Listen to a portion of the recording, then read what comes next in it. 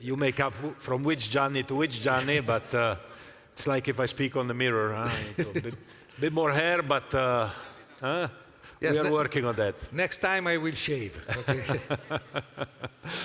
But it's really a pleasure, and I apologize for having shaken up and down a little bit your program, maybe very recently. Unfortunately, my schedule and my agenda makes that I have to be flexible, and so those who have to deal with me have to be flexible as well.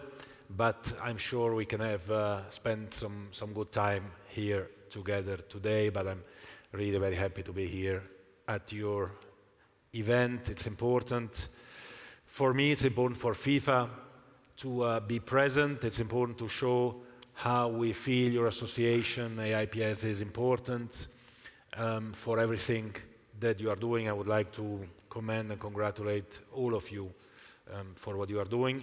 If you can criticize a bit less FIFA, it would even be better. But okay, we're working on that as well, of course. And part of our work is indeed around the world. So yesterday and the day before yesterday, I was in Rabat in Morocco, where we had yesterday a meeting of the Caf Executive Committee. The day before yesterday, we had a big seminar on how to foster the development and to boost really the development of African football. This comes after a cooperation which started between FIFA and CAF around 6 months ago, after some weaknesses which were noticed in the African Confederation. We joined forces, we looked at the situation, we worked together. We came up yesterday with some ideas, proposals and findings on how to change really African football, because that's actually my mission as FIFA president, not to change African football, but to make football truly global. I think it is crucial to understand, for those like me who are in football, that whilst we say, and you all say, and it is true, that football is the #1 sport in the world, if you scratch a little bit on the surface, or if you dig a little bit, or however you say it, you will realize that top football is actually concentrated in very few countries, maybe 4, maybe 5, in a small part of the world, which is Western Europe. I was speaking just before coming here with my friends from the Hungarian Football Association, and we share the same view on this. And if you are president of an organization like FIFA, of the world of football, you need to care about football being not only for in a few countries, but making it truly global. And this goes for clubs and for national teams. And that's why I was in Africa, because my vision and my objective is to make sure that whilst today 6 out of the 8 quarterfinalists of the World Cup in Russia were European, and the other 2 were South American, and the gap is getting bigger and bigger between Europe and the rest of the world. And when it comes to club football, it is even bigger, because we have like 10 to 12 maybe clubs in a few countries who concentrate the whole wealth, and all the others, and the rest of Europe, by the way, as well, and even more so in the rest of the world, have no chance to retain their players, to play competitions, to create events which are successful. It is our job and our mission to make sure that this happens. So it is my job as FIFA president to work for having 50 countries who can become world champion, and 50 clubs around the world who can be at the same level. And of course, out of the 50, 20 will be Europeans, because of the tradition, because of the history, because of the wealth. But maybe there can be 5 or 6 Africans. Maybe there can be 10 South Americans. Maybe there can be a few North Americans and some Asians. So I was in Morocco, to come back to the original question, to make some proposals. One was about the governance of African football, and there are some serious problems and issues. Yes, last year we have had here one of our colleagues. We give him the award for the investigation. Was Anas from Ghana, the guy that put on video BBC, yeah. the president, the referee, and also the president of the Ghana Federation. Yeah, of course, yeah. So how is the problem of corruption now in this area? How you can go against this? How we can be sure that football can forget some bad attitude of the past? Well, I think football, and African football in particular, does not have to forget. It has to change. And it has to change in terms of the internal governance, of the way on how to do business, the cash management, the accounting, all these basic elements of good governance that are not existing today. Still, and that have to exist. And I'm sure, I hope that CAF has realized that the time has come to change everything. We made them all the recommendations, and they can implement them now. They are big enough to do that by themselves. They don't need a tutor to do it for them.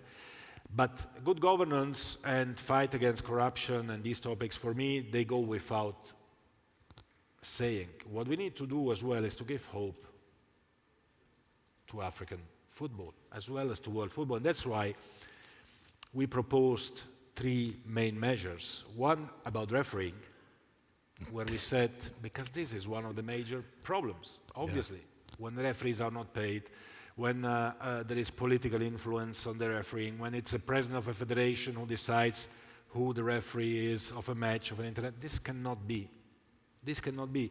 Since I arrived in FIFA, we never discuss anymore in the FIFA Council refereeing matters. We appointed Pierluigi Collina as the chairman, with a team from all the continents of technicians, and they deal with it. And if anyone dares only to pick up the phone and call them, he will be out. He will be out. And we have to do the same and even go one step further in Africa. So what we propose for Africa is to professionalize the top referees. We have chosen a list of 20 referees with an organization around them of instructors, and they will become full professionals employed by FIFA. We take them out of the sports political contest of Africa, and we put them under the FIFA protection, so to say, or the FIFA autonomy or independence, because finally they are FIFA referees, and they will referee the most important matches in Africa. And at the same time, because they are now fully professional, they will also help us to educate and to train new young referees in Africa. And they give them hope that they can become professionals as well and have a life for them and for their family. And this is only performance driven. You perform well, you stay in the list of 20. You don't perform well, you are out and somebody else comes in. Professionalized refereeing is the first one. Invest in infrastructure. It's the second one. It's crucial in Africa. Yeah, but if there is corruption, the investment in the infrastructure is very difficult. It is, and that's why FIFA has to come in. And FIFA has to guarantee. FIFA, 4 years ago, when I started as FIFA president, was a toxic brand. Yeah. Nobody wanted to be associated with FIFA because of what happened. No banks wanted to make business with FIFA. We had some serious problems. Today, we have the queue of the banks, and thanks God we have as well, or thanks to the work, we have as well the queue of those who want to make business with FIFA. And FIFA in Africa, as well as in other parts of the world where they want, can today stand in and jump in as a guarantor in order to make sure that some investments are made. Before I came in, FIFA was distributing to the world around somewhere between 250 and 350 million US dollars in a 4-year period. Today we are distributing, or investing rather than distributing, 1.75 billion US dollars in the same 4-year period. We multiplied the investment by 4, but we don't just distribute, we check, we audit each and every association. We must make sure that every dollar that is going somewhere It's not going in the pocket. is not going in the pocket or in the swimming pool of the president of the federation. Yeah. Because we are not the swimming federation, we are the football federation. But it's going where it has to go. So we audit everyone. We multiply by 4. How can you control it? By auditing with external auditors, one of the big, Pricewaterhouse and so on. We have our internal auditors. And more, we come in directly. So the project that we have proposed for Africa is to try to mobilize the international financial market to give us, to loan us $1 billion that we can invest in Africa. But invest means not you give 30 million to a country or to a federation. You give it to FIFA, FIFA goes in and makes sure we build a stadium that then can generate in turn revenues and money, but we are guaranteeing and we are ensuring that the work is done by doing it ourselves. This is our proposal. We will see if African football accepts it and will follow it or not. I believe in it, and I believe that this is the only way to change the landscape, because if you don't have infrastructure, if you don't have a proper stadium where you can play an event, how can you commercialize? How can you sell the event? How can you make sure that the young people in a country identify themselves with that country? So you need to play your competitions in good stadiums. I have been traveling in the last 4 years in 41 African countries, 41.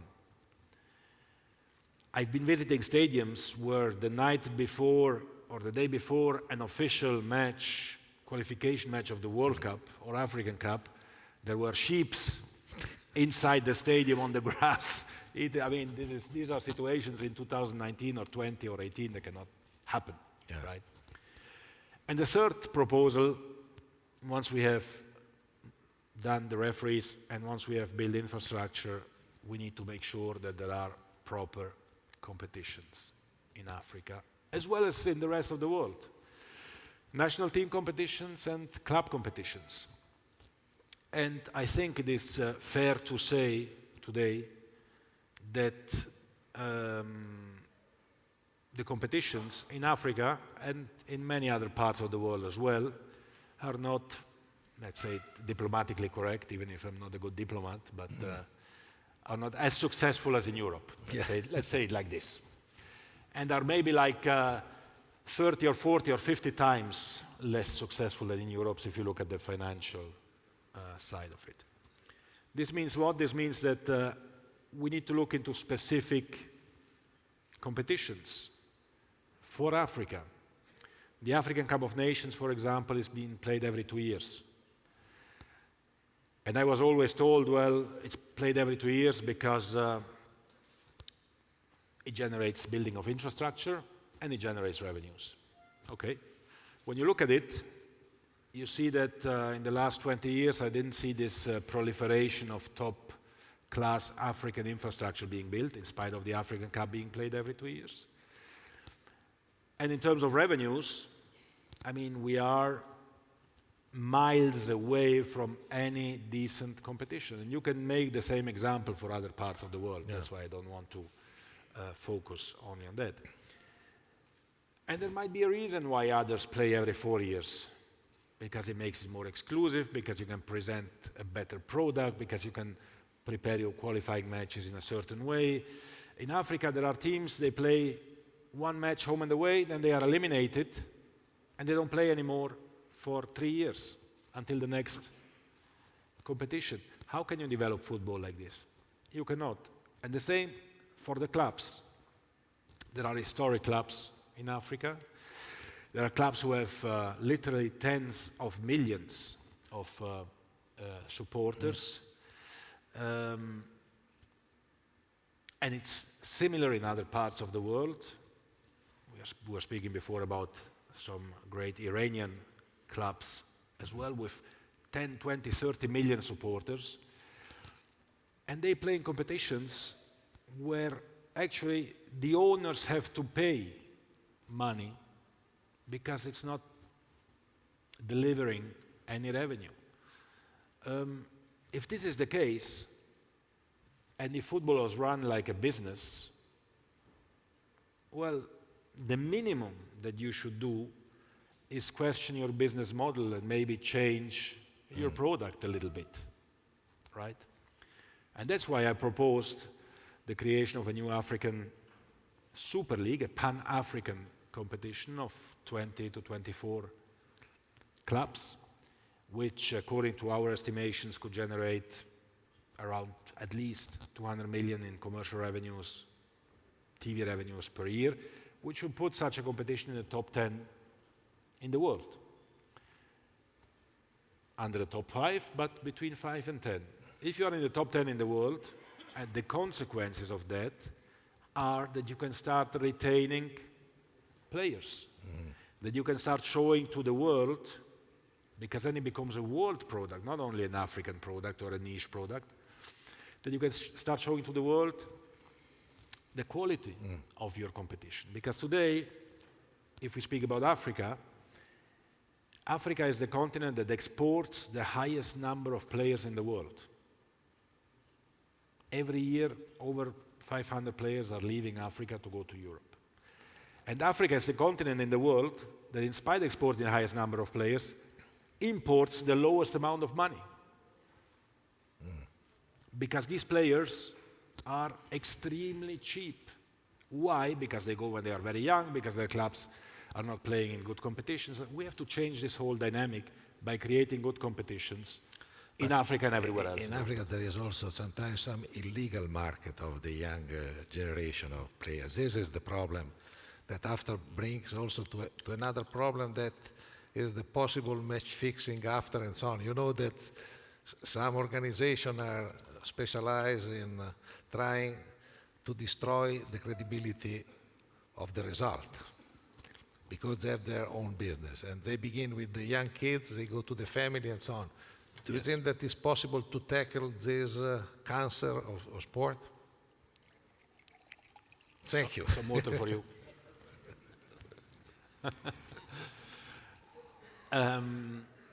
It is a cancer, and we have to eradicate that cancer. And it is a cancer everywhere in the world, actually. In every sport, no, it's not only this. It is a cancer that we need to fight. And smoke. I hope it's. If it begins the alarm, I hope it's for the nightclub preparation tonight, rather than something else. Otherwise, you tell me and we start. So yes, and we need to look at it. As far as Africa is concerned, we have signed last year a memorandum of understanding with the African. But it's not only Africa. Union. No, but it's important because we did in Africa what we did in Europe as well with the Council of Europe, and what we did, for example, in East Asia, in ASEAN, where I spoke with all the heads of state, and we signed a memorandum to work together, because match fixing is a criminal activity. Sure. It is not just an unsporting or disciplinary activity from a sporting point of view. It is a criminal activity. And in order to fight efficiently against match fixing, we need to have the help of the government. The governments, of the police authorities. The police, yes, because you can't do anything. Exactly, and when you go, and I made this, I mean, for the last 20 years, even when I was in UEFA, when you go to speak to governments, to ministers, to police officers, they tell you, yes, okay, but, you know, we have to deal with drug dealers, we have to deal with weapon trafficking, we have to deal with prostitution. When you come and tell us that the match in the second division is fixed, I mean, we have a bit more important things to do than that.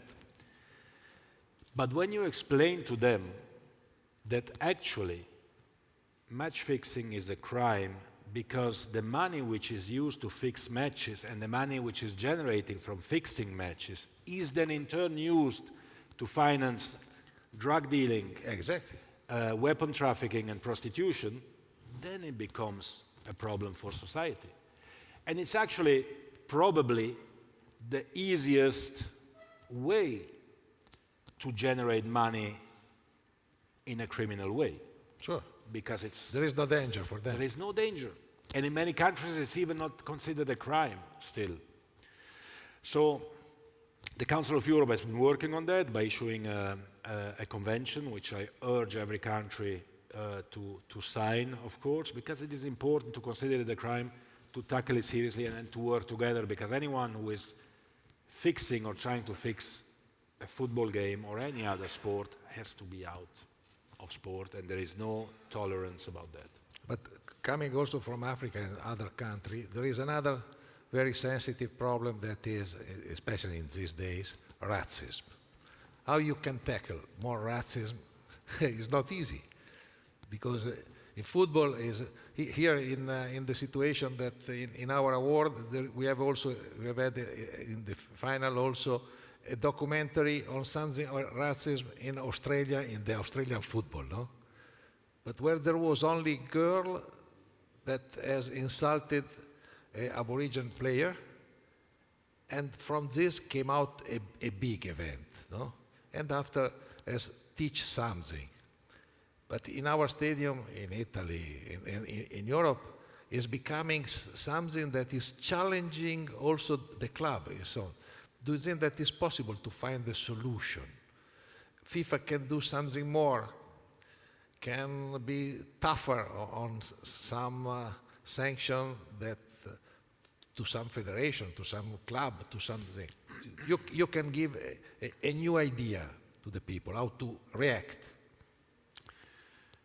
Racism is a problem, and I think the first step towards solving that problem is to recognize that it is a problem, and to speak about it. We don't have to hide. I've been hearing people before me and in other positions to say, well, but I speak about football because it's my sport. Football is a reflection of society. So if in society there is racism or there is corruption, Sure. It's normal that in football there is corruption, there is racism as well. No, it's not. It is our responsibility to fight racism. And the first step is by educating people. And we educate them with examples as well. When I arrived in FIFA, who is the world governing body, I found out that in the management there were only Swiss, maybe one German and one French. That's it. I think there are good people as well in other parts of the world, I think. Not only in Switzerland, in Germany, in France, where everyone is good, as we know, but in other places as well. So you need to open your organization. And that's what we did. In FIFA, open it also to women, by the way, because we need to invest in women in our sport. And I don't want to just speak about our Secretary General and our 3 women directors that we have now in the board of, in the management board of FIFA, and 6 in the council of FIFA, compared to 1 before and 0 in the management board. But it's more general in all our activities. We need to open to women, because we men are immediately and automatically politer if a woman is in the room. Bah. Yes. Well, we should at least. At least. And then we need to educate. And educate means investing in schools, in education systems. And I know we cannot have immediate results with that. But at the end of the day, if our world is getting more and more aggressive, as it is, more and more tense, as it is, well, we need to start looking at the reasons for that. And the main reason is certainly the education of the people, the education of our children. If we educate our children to be open, to be tolerant, to be inclusive, they will be open, tolerant, and inclusive. Sure. If we educate them to be in their own ghetto, with their own people, of their own race or color or whatever, then obviously they will grow up like this, and when they are grown up, they will make their policies in this way. So we have to invest in education. And thirdly, because ultimately that is what has more impact in the immediate term, as far as the football body is concerned, we have to look into the disciplinary measures, into the sanctions. And there we need to send some strong signals as well. When I was in UEFA in 2009, we introduced in UEFA, and it has then been taken over by FIFA as well, and now it's applied by FIFA, the so-called three-step process, where a referee, if there is a racist incident on a match, can stop the match, interrupt the match, or abandon the match. And every referee should be doing that. Because if there is a racist incident, you stop the match, and the loudspeaker says, okay, now we stop this. If it continues, you stop the match, you send everyone in the dressing room. And the speaker says, okay, if this continues, the match will be abandoned. And you know what happens if the match is abandoned? Well, the match will be forfeited, which means sporting sanction. The team that you are supporting will lose the match. And this is certainly something that is starting to be applied, but again, only in a few countries. And that's where we need to work as well as FIFA, and I'm going to propose, and I hope I will be followed, that we make these rules universal. And if they are not applied, FIFA has to intervene, a little bit like WADA is doing for doping. Yeah. FIFA can intervene directly in a country, in a confederation, and make sure that sanctions are taken in case of racist behavior. What is more important, even than the sporting sanction, is the personal sanction towards those who are acting in a racist way. Because at the end of the day, even if your team loses or gets fined or the stadium is closed or whatever, the one who has done the racist act is not taken to contribution personally and directly. And I think in 2020, and more or less anywhere in the world, and especially where racist incidents happen, which is in the more sophisticated countries in Western Europe, it is not inconceivable to identify individually the persons inside the stadium who are committing a racist act. We have cameras everywhere. If you walk out of this hotel and then walk down the street, you will be filmed, every one of you and of us, I mean, by I don't know how many cameras, everywhere. If you go in a stadium, you know that. Let's use this system to identify those who are acting in a racist way, and they have to go out of the stadium. And they have to go out of the stadium for life. For life. Life bans to those who commit racist incidents. And there was a problem, and there is still a problem with hooligans in some parts of the world. Some have solved it. And how they solved it? Well, in Italy we say la certezza della pena, no? Yes. By the certainty of the penalty.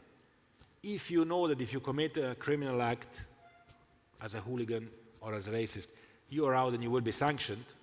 Sanctioned sportingly out of the stadium, but also sanctioned criminally, because as far as I know, in the majority of the countries in the world, to commit a racist act is a criminal act, so you should be pursued criminally. And then it starts to affect your personal life, your job, because who wants to hire somebody who has a criminal record, and so on and so forth. And people will start thinking about these things. And I will certainly continue, and hopefully with your help as well, to try to defend and to push the fight against discrimination and racism by pushing on, as I said, on education, on prevention, and then also on sanction. But we need to work all together in the same direction. And then we need to give the good example as well. Another hot problem is also that you are facing is also the problem of the agent. The agents are very nice people. Some of them are earning more than Cristiano Messi in 1 year. So how is possible to put some regulation or to clarify some position? Because also this can be, in the long term, a danger. Yeah, but we don't only have problems. We have also some great things in football. No, it's everywhere. Football is the best sport in the world, as we all know, which gives a lot of emotion and joy. But there are, of course, some, I would call them challenges rather than problem, but that's maybe because I'm optimistic by nature. And it's true that the agents or the transfer system more generally is an area that we are closely looking at and where we are proposing concretely some measures already in March of this year to be implemented in the next season. When I speak about player transfers, and the agents are obviously part of that, we realize that this has been increasing systematically in the last few years. Today it represents, in a summer transfer window of 2 months, June and July, normally around $7.5 billion only for international transfers. So $7.5 billion are circulating around the world, and sometimes in some strange places around the world, with virtually no regulation, with no control on the money that circulates and on the persons who are in charge of the whole system. And every time any police or fiscal authority in any country of the world is looking at the transfer of a player or several, they always find something, always. Then obviously, as it is for the match fixing, they have other things to do and more important things to do, and so they maybe don't focus enough in that. And that means for us that we have to take our responsibility as well at FIFA. And the agents regulation was how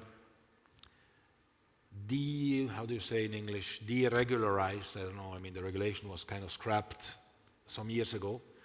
I remember that because at that time I was in UEFA. I was invited to the first meeting of that working group who was in charge of reviewing that regulation. I was never invited anymore to any meeting of this kind of working group by FIFA.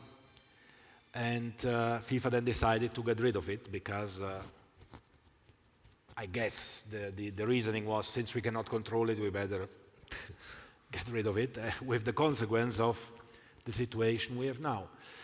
Now it is bad for the image of football that every time we are facing situations, we are facing situations of agents who go to 15 or 16 or 14-year-old boys or girls now even, get them to sign some crazy contracts for 5, 6, 10 years and do whatever they want with them.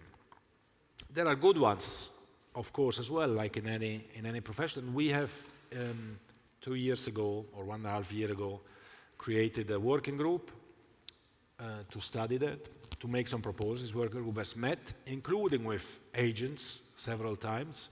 And it's funny because a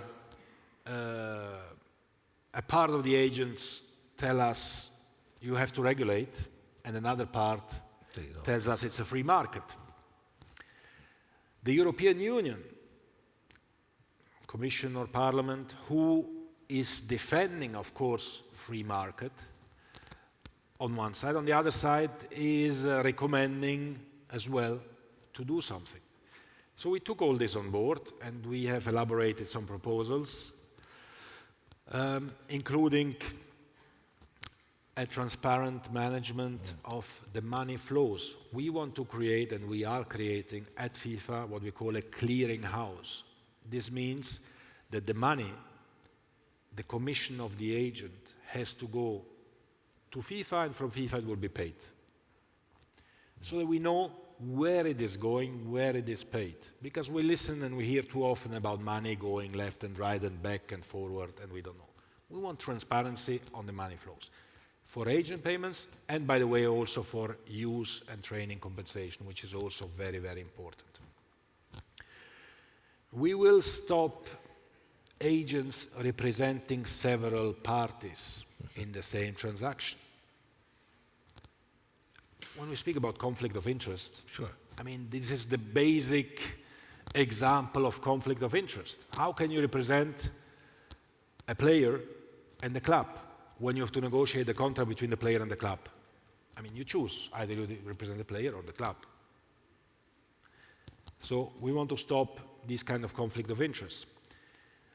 We want to introduce or reintroduce a licensing system for agents. Because if you want to represent somebody in a business that is worth 7.5 billion only for international, if you add the national, I think we arrive at 10 billion a year.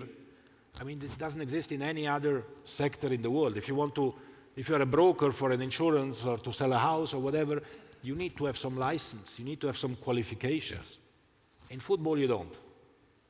So we want to bring back a licensing system with qualifications, and the cousin or the brother or the mother or the father of the player cannot be his agent, except if they have, of course, the appropriate qualification. And finally, and this is maybe the topic that raised a bit more, how should I say, opposition by some parts.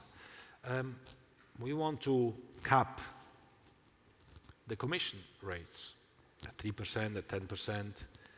There are still some discussions going on. But that for a transfer of a player of, I don't know, I make up figures, but they're not so far from reality, of 100 million, there is a 50 million commission. To me, it sounds a little bit too much, let's say it like this. So again, as in any other profession, there are scales and caps and rates. I think in a profession that generates 10 billion a year, it is only normal that we regularize it as well and we regulate it. And there is still possibility for many agents to do a lot of money, and that's fine, but it should be done, I think, in a certain frame. And we want to put this frame in place, and we want to do it this year.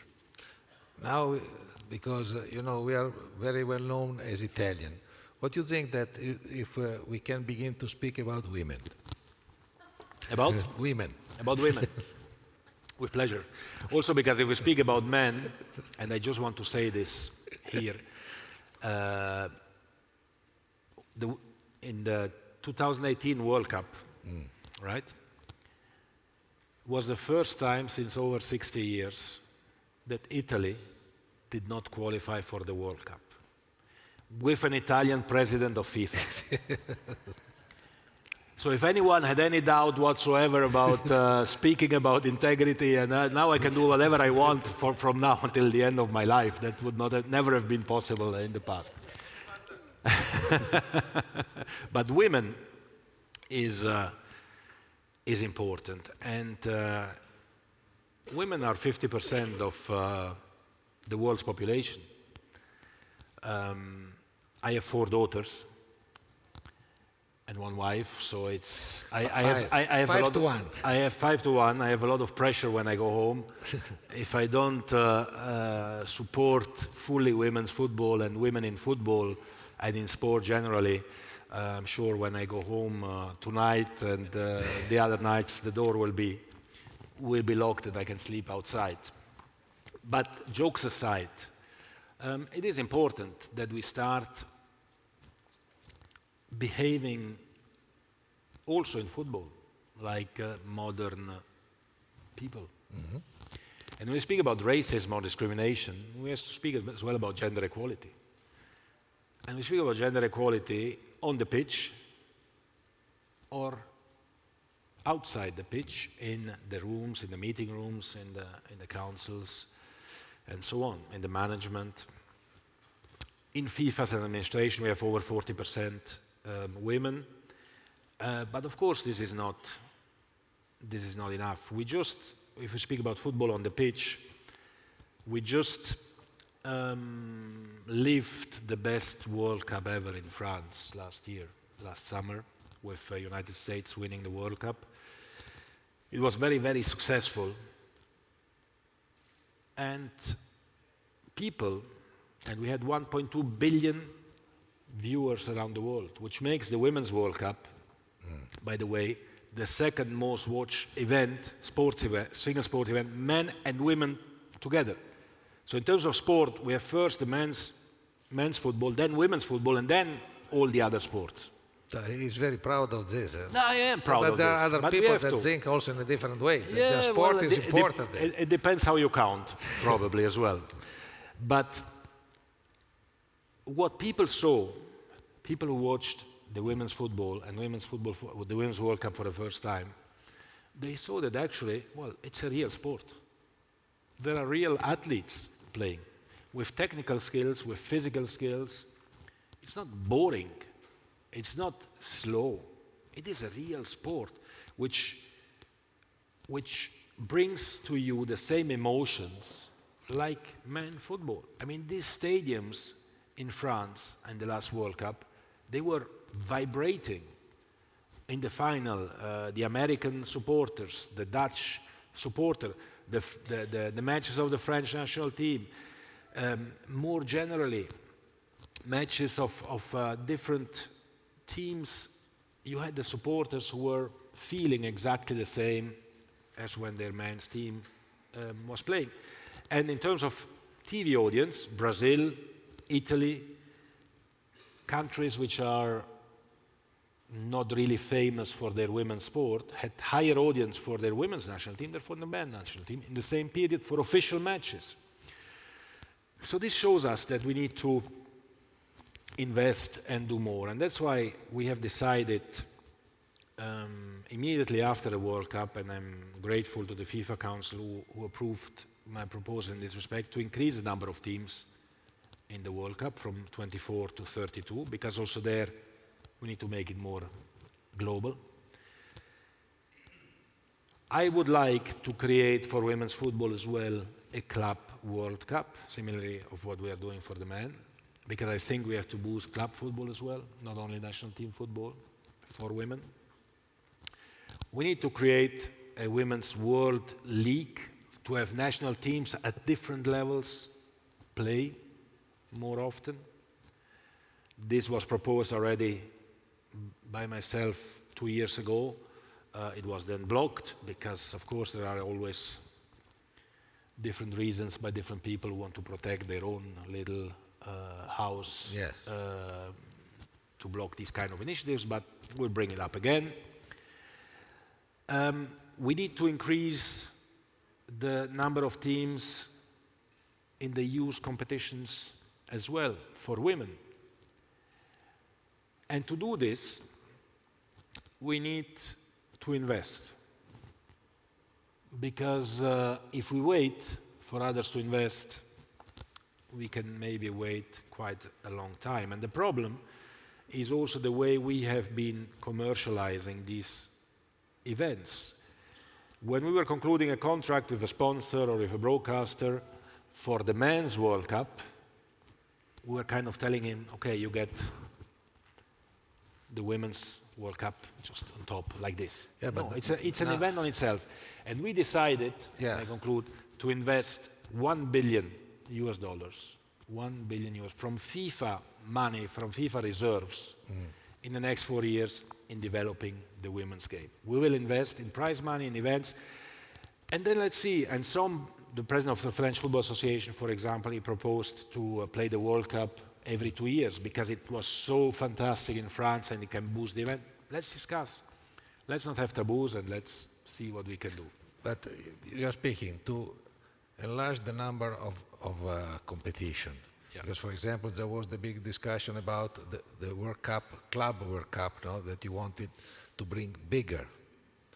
That it will take 1 month at least but with this creating new match in the calendar, how is possible for the player also to fulfill all their duty, because they are human beings?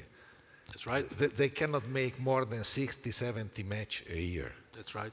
Without possible injury or so on, because there is a problem that even now, many of them, they play 3 times a week, no? 3 times a week at high level, with long travel also.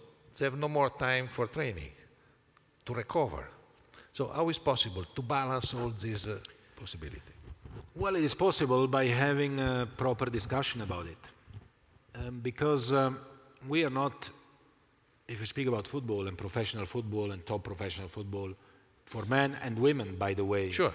The same, we are not on a business of first come, first served. You know, in the last decades, in UEFA, people were concentrating on creating competitions and events. In Europe, people were concentrating on creating competitions and events. And that's why the national leagues were expanded from 16 to 20. League cups were born, cups were born, and this and that. Champions League was born, did not exist before. European teams, in European competitions, they were playing 6 games, 8 games. Now they play 13, 15 games. Yes. In the Europa League, even 17, if you don't calculate the qualification games. So everyone has been adding games in Europe, right? In the rest of the world, including in FIFA, people were more concentrated, as we have seen, sadly, through courts and police officers, in other business activities or other activities rather than creating competitions. Now, we cannot take the argument of the calendar is full, so we don't do anything as a good argument. Because if we want to develop football around the world, and we want to give the Africans and the Asians and China and Iran and the South Americans and North Americans a real chance to compete, then we need to think a little bit differently. Because the only organization today in the world who is investing what it generates to the world is FIFA. The big European leagues, who generate much more than FIFA, they keep everything for themselves, which is right. Yes. The Europeans, pan-Europeans, do the same, which is okay.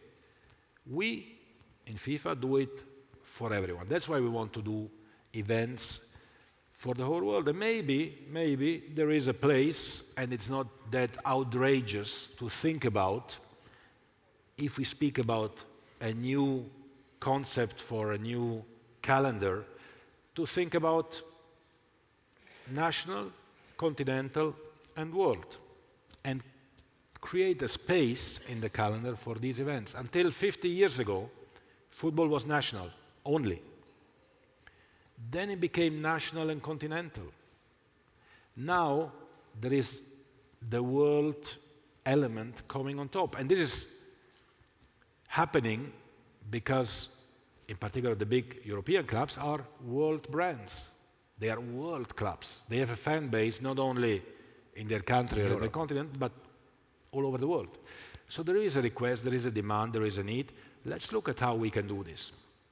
But when we speak, and I would like to clarify this as well, when we speak about the new Club World Cup of FIFA, Men's Club World Cup, that we are going to introduce as of 2021 with 24 teams, to introduce this Club World Cup, we take away 2 competitions. The current Club World Cup, which already exists, which is played every year, and the Confederations Cup, which is played every 4 years and which also exists. We take away 2 to put one. So we are not adding, and we are the only ones, again, not adding competition. But even if we were adding, and maybe one day we have to discuss about these things, we are adding it for the global benefit. This is your philosophy, because also in the World Cup, now Qatar will be the last with the number, and after you will go to 48 around America, you can say. In Qatar, everything is fine in 2 years? Fantastic. Everything is ready? Everything is fantastic. In Qatar, everything is not ready yet, but will be ready. And will be ready actually in a record time. I'm involved in organization of big events since 20 years, and Qatar will be the country which is ready before any other in the past, because 2 years before the event we'll have all the stadiums, hotels and everything ready. So it will be a fantastic event in the Gulf, in the Arab world, and I think it will be a game changer for the world as well, because people will go to Qatar and they will see that actually a lot of the prejudice we have on the Arab world has no reason to exist. And I hope and I'm convinced that the World Cup will help as well in this area. And after 4 years, you are going to Mexico, USA, and Canada. Yeah. The journalists will become, as you, frequent flyer, because they have to move so on. But they can rest in Qatar 4 years before. Yes, in Qatar we take a rest, and after we prepare for the next competition. But somebody is already asking, in 2030, because people like to think to the future, because after you went in 3 different nations, it's possible that you go also in 2 different continents in the same time, or not? Frequent flyer is possible everywhere. You will respect the system. You will respect the system of rotation, or in 2030 everything will be free. No, I'm respecting the will of the people, and if the will of the people will be to change, to be more open, to be more inclusive, to do it in different parts of the world at the same time, well then maybe we should look into that. I don't know. We still have time. The decision for 2030 will be taken in 2024, so we have time to study that. But for me, as FIFA president, if you ask me, the more bidders we have, the happier I am. So I encourage any construction, any way, any cooperation of anyone to come up with any proposal, and let's study it and let's see what makes more sense. Because at this time, we must say that compared to all the other sports, because football is important, there are also some other niche sport that you know, no? But for them it's very difficult to find candidates. Even now that you are an Olympic member, you have seen that even the Olympic movement has a problem with candidature, no? Yeah. So do you think that because you want to create more and more competition, more and more top event, worldwide event? I don't want to create more and more. I want to create more women you want to more quality. To be at the top, more quality. More impact in the world. Listen, and more quality. In television for the other sport will be no space anymore. You are occupying television. And this is the reality, no? You don't give to the other any hope for the future? No, but I mean, everyone has to do his own job. I have to do my job. I have to do it in the best way. And you know, football is such a fantastic sport that, you know, what else do you need? Everybody here in this room has played football for sure when he was a kid, no? What else do you need? You have football, you don't need anything else. But I'm biased. Huh?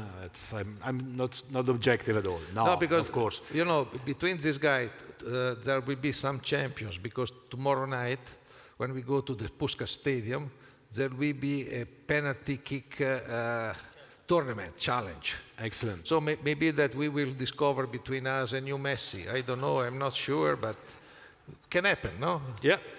And after you can call him to follow a top event in FIFA. Definitely. Or not, for sure, no? Definitely. I think that we can go on this way. Now, because, you know, we have limited time, we discussed with him that he would like to receive 4 questions, 1, 2, 3, 4, are our continent.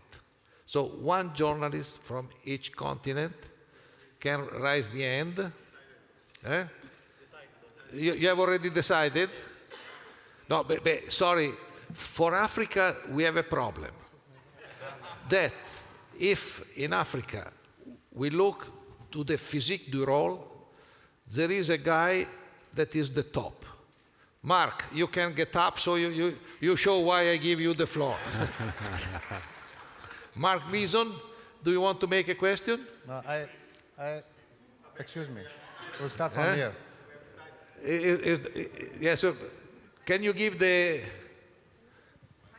your first Africa?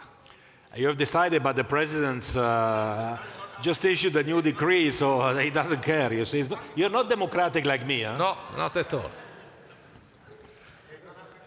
I want to ask you, President, about the future of the Caf President, because it still seems a little bit at odds with the vision that you are projecting of the new FIFA.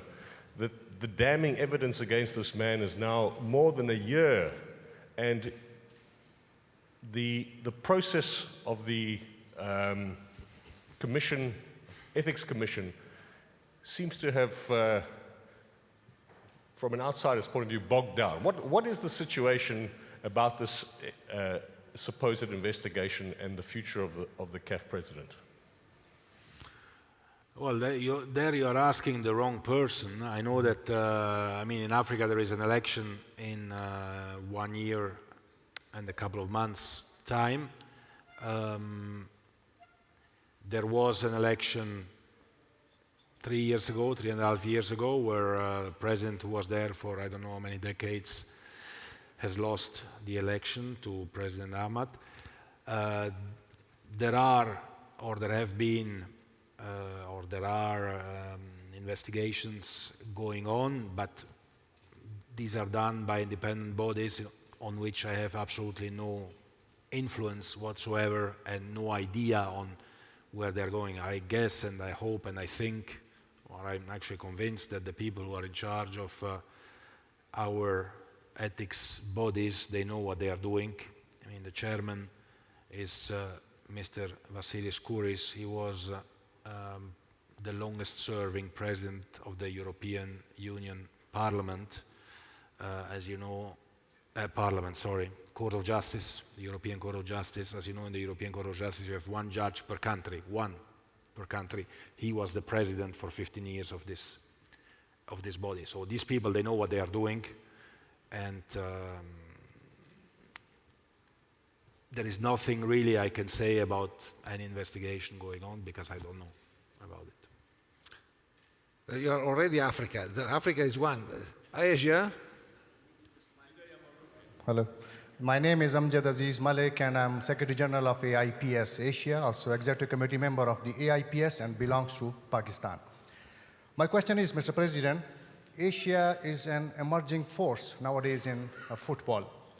In your opinion, what else Asia need to do to become the world champion?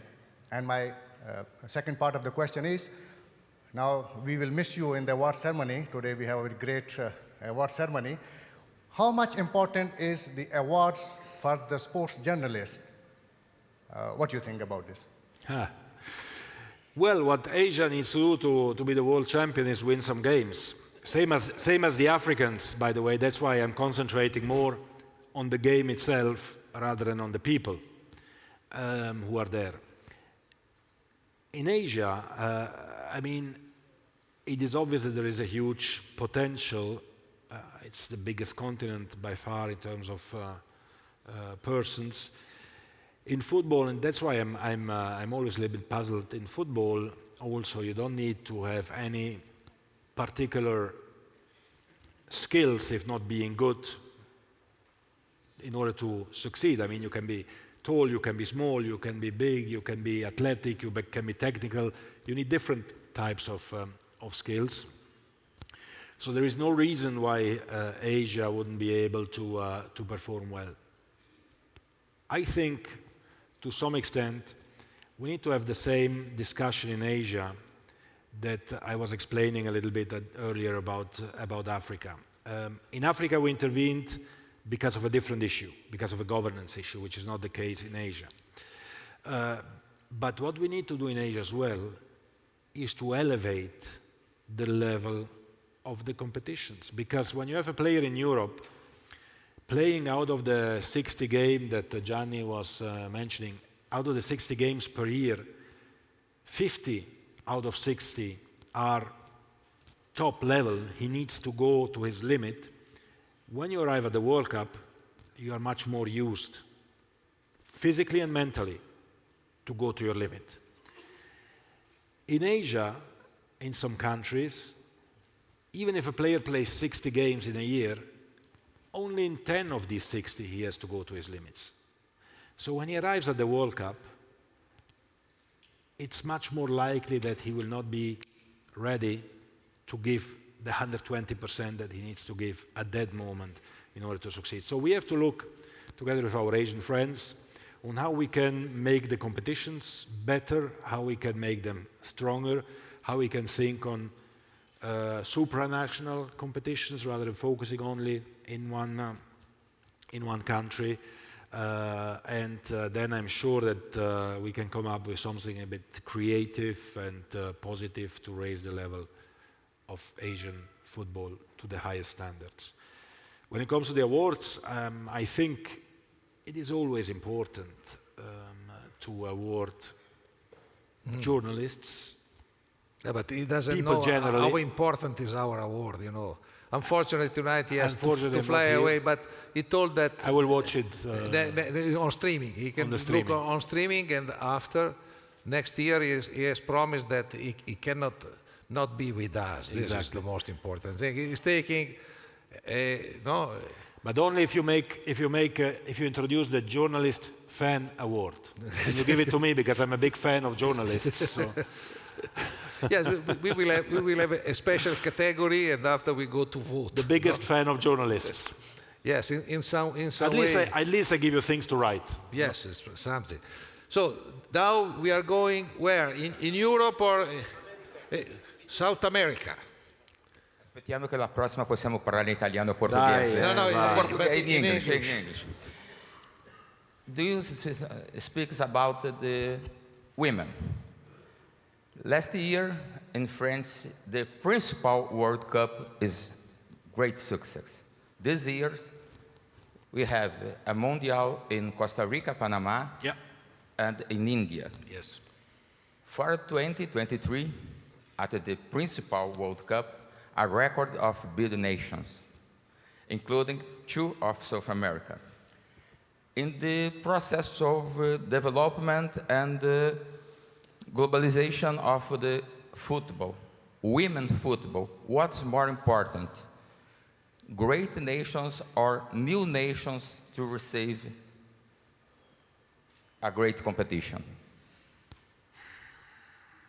I think we need to, for women's football, I think we need to create more competitions so that more nations can receive competitions. I'm convinced about that. Because we need to boost it, and we need to boost it everywhere. And you can boost women's football only today if you can award some big events to some countries. This will then also have a legacy, because we see, unfortunately, that national team football, for example, also for women, attracts spectators, but then you go back to the day-to-day club competition and you have a few hundred people and nobody of the media who is interested. So we need to create more events, more world-class events, and give them to more countries to make sure that those who never had it have some, and to make sure, however, as well that it grows in the other parts of the world. And what is interesting and what will make the difference of women's football in the future compared to men's football is that in men's football, the gap between Europe and the rest of the world is huge. A little bit South America, but even South America is far away today, objectively, towards Europe, for men's football. For women's football, and by the way, the reason for that is that men's football, of course, was developed 150 years ago in Europe, and then it came to South America, and then in the rest of the world. Women's football has started 50 years ago, and more or less at the same time in different parts of the world. And that's why you have a strong team in Japan, or in China, or in Korea, or in Australia, or in USA, or in Germany, or in Brazil. Argentina is coming up as well. And even African countries at the World Cup, they were performing quite okay at this World Cup. So women's football has a much shorter history than men's football, and it has developed in several parts of the world at the same time. And that's why women's football will become, in a shorter term than men's football, really global with all the impact that this will have. So I will not tell you if it's South American countries or not who will have the World Cup for Europe, in 2023. who is the guy from Europe? Daras.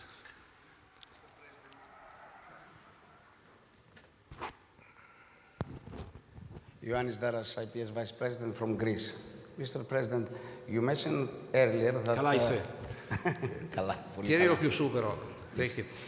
You mentioned earlier the power of the referee to ban one or both teams due to their racism and to have some sanctions.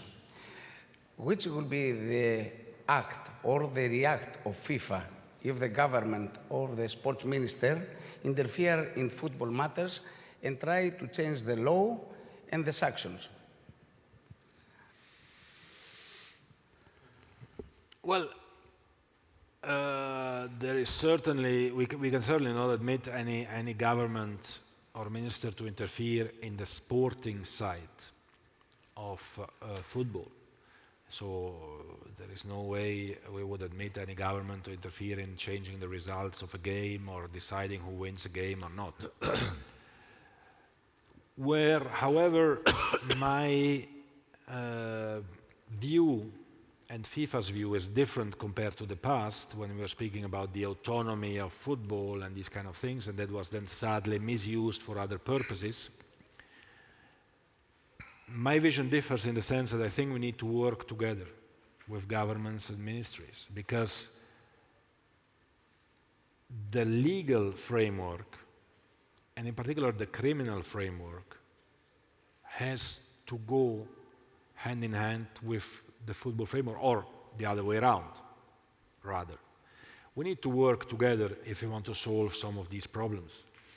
And racism in particular in our society and in football, more than in our society, has to be an example, the same as violence or corruption, has to be an example for society. And the governments, I'm sure they understand this example effect of football, and if we can work together, our doors are always open to try to get out, certainly of football, anyone who does anything wrong in this respect.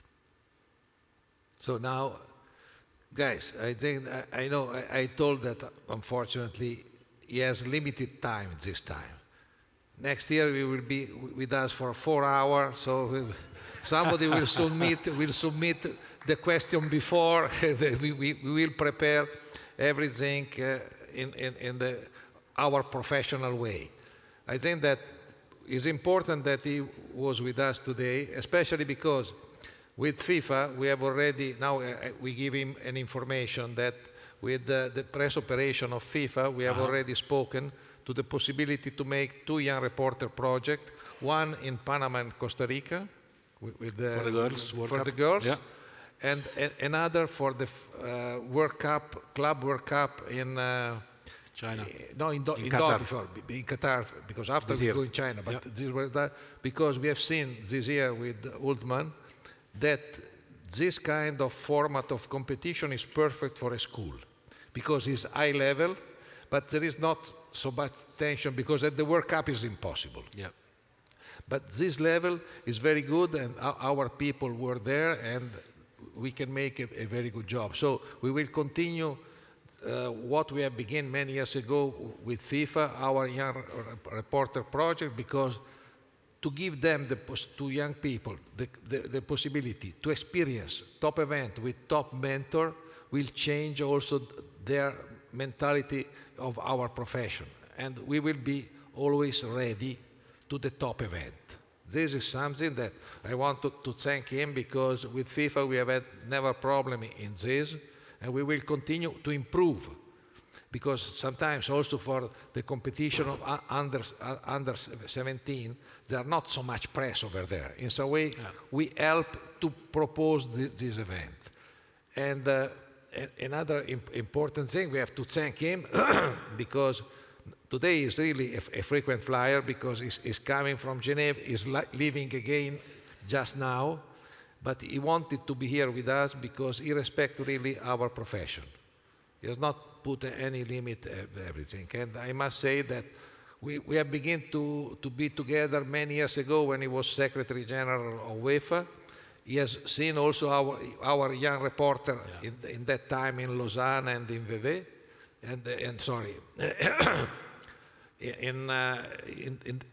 we have had the possibility to work together at really high level. Mm-hmm. So now only one thing that I have to tell you. I ask to the awardees of tonight, the people that are the finalists of the award, to come over here to make a photo with him, because he cannot be with us tonight, but at least you will be with the finalists, with some of them. Are there some of the finalists here? Can you come over the stage? So we will make a photo with them. Yep. Thank you very much.